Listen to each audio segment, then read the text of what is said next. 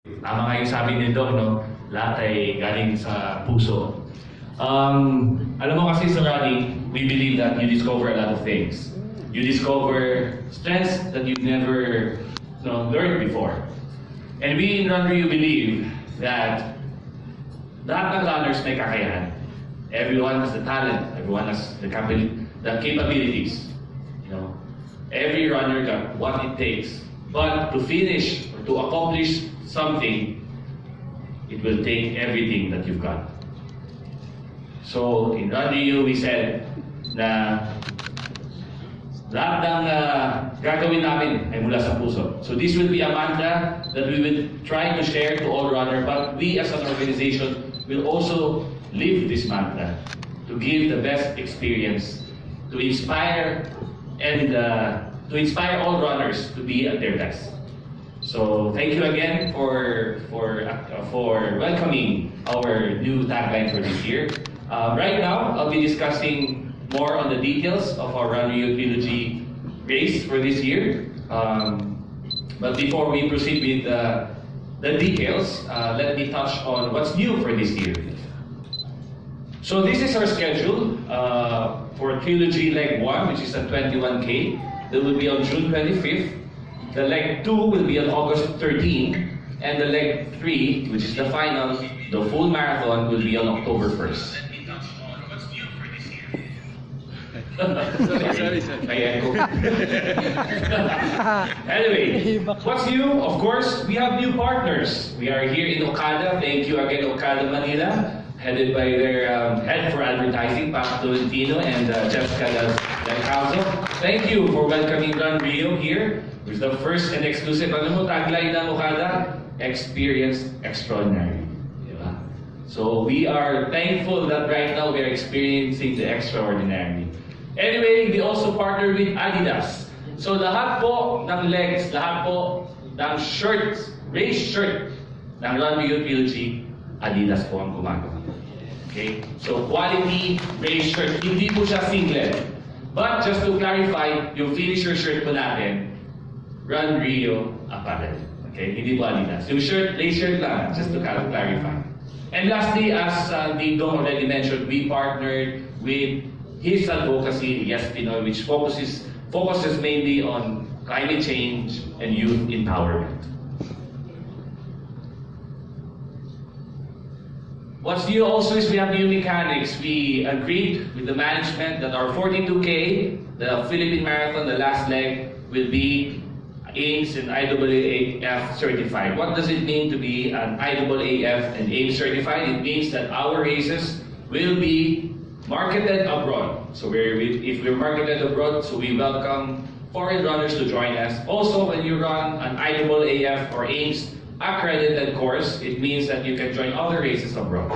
Second, because a lot of our runners clamored for this, we'll be introducing age group winners, top 3, male and female. So yun po, bibigyan po natin ng medalya yung mga tumakbo. Ito po yung mga age group na we have identified from 16 up to as old as 70 and up.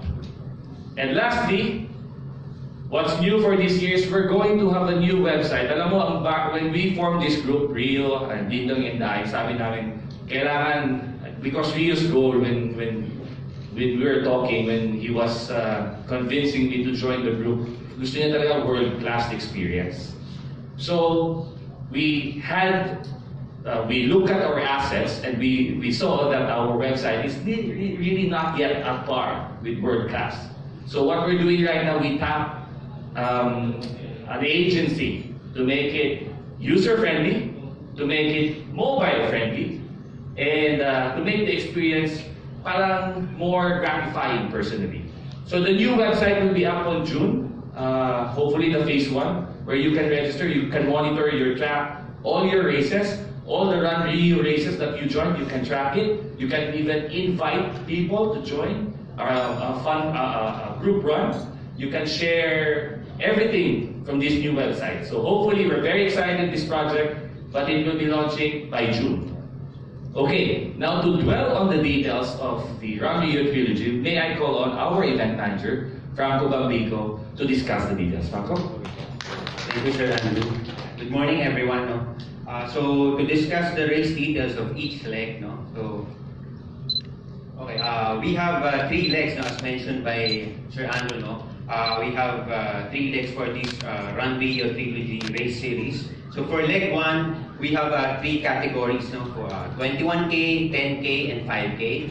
And then for leg 2, 32K, 21K, 10K, and 5K. For leg 3, 42K, 21K, 10K, and 5K. So, makikita nyo naman dun sa screen, those yung mga registration dates and registration fees ng bawat legs. No? And then of course, so mga runners, no, for those who will join the series, no, for the, as mentioned din ni Coach Rio a while ago, for those who will join the 21K for leg 1, and then who will join 32K for leg 2 and 42K for leg 3, then they are entitled with the bundle registration promo. So for those who will register for 3, no, they will be receiving, or they'll be having a 300 peso discount, no, for pag nag-register sila, no, for those 3 categories, no, for leg 1, from leg 1 to leg 3. Okay? And then aside from that, yung meron din silang customization ng race bib. Okay?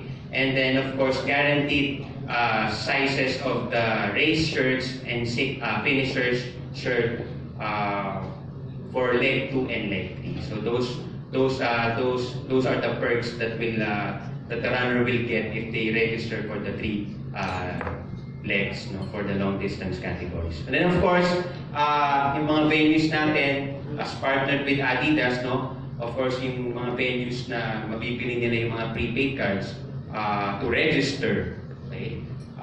It's Adidas Trinoma, sa Adidas Trinoma, Adidas BGC, Adidas Greenbelt 3, Adidas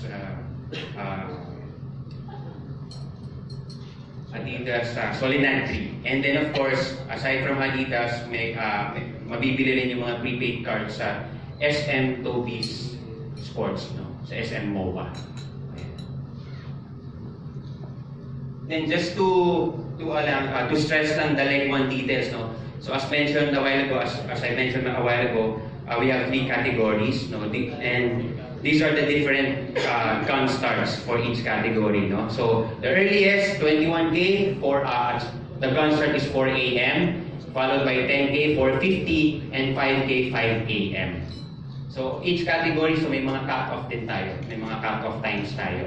So for 21K, 4 hours cut-off time, and then for 10K, 2 hours cut-off time, and then for 5K, 1 hour cut-off time. And then these are the different race bibs, and then again, as mentioned a while earlier, no, for those who will register the bundle, no, they have the perks to have a customization race bib. And then for this year, no, for the leg 1, so ito yung race shirt. Okay, so yung actual, and as you can see, yun din yung actual race shirt for the leg 1. Okay. And then again, for the 21K finishers, no, they will be receiving a finisher shirt. No? So again, as mentioned by Sir Andrew, no, it's not Adidas, it's a RunRio apparel. And these are the different finishers medal, no. So for 21 for leg 1, aside from 21K na makaka-receive ng finishers medal, yung 10K din makaka-receive din ng finishers medal. And then of course, for leg 2 and leg 3, the long distance categories, they will receive the finishers medal. And then, if you can notice, no, connecting yung medals niya. So, paano yun? So for those who will register sa leg 1 ng 21K, okay, and then for those who will register ng 32K sa leg 2, okay, and then for those who will register the 42K sa leg 3, yung medals nila connecting. So that's why, if makikita nyo dun sa screen, so may big medals ang connecting. So yan yung isa sa mga new rin dito sa RunRio Trilogy Race Series. Okay, for the race route, so I'll just discuss lang do the leg 1, no, race route, no. For the 21K, so again, yung gun start niya is at 4 a.m. and the start and finish venue is here in Okada, Manila, no. So the runners will pass by along Asiana City, then going to Seaside Boulevard, going to 0 kilometer, okay, and then from 0 kilometer, they pass muna to Neri Road, and then back to CCP area, Seaside Boulevard, and finish here sa Okada, Manila. And then for 10K, so same start and finish, so same din yung dinaanan ni 21K. Kung yung turning point lang ng 10K is along Roas Boulevard, no, before mag 0 kilometer. So same din yung finish venue niya. And then for 5K, same din yung start and finish venue. So ang turning point ng kung ano yung dinaanan ni 21K and 10K, so yun din ang dadaanan ni 5K. But the turning point is along Seaside Boulevard. Seaside Boulevard lang. Okay, I think that's all for the race details, no? So for further details, you can check our website for further details, no, for the RunRio Trilogy Race Series.